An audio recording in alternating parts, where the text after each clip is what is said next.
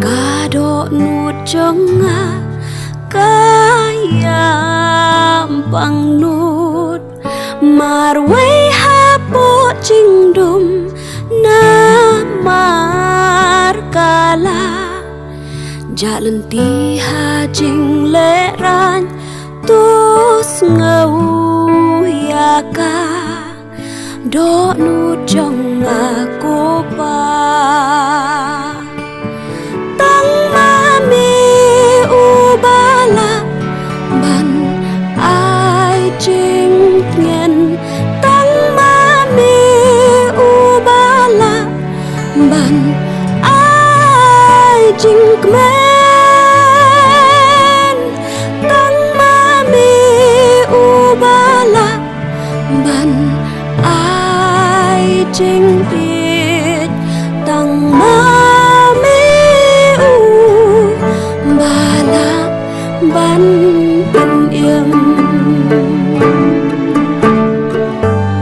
ko pa to te ya ka jing e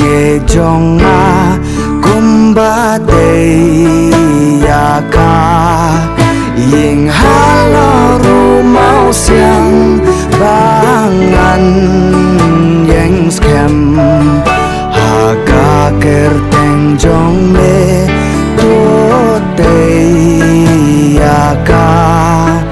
jing e jong ko pa tang mami ubala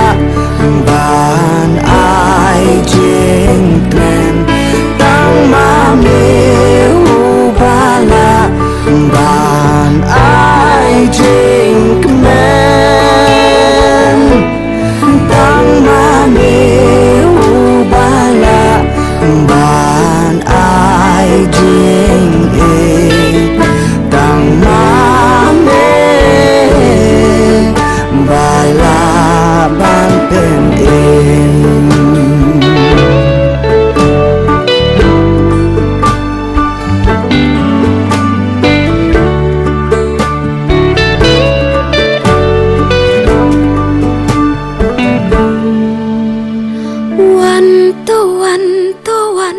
tuan ko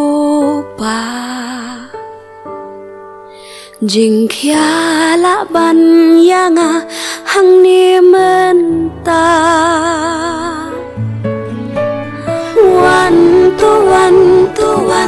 tuan ko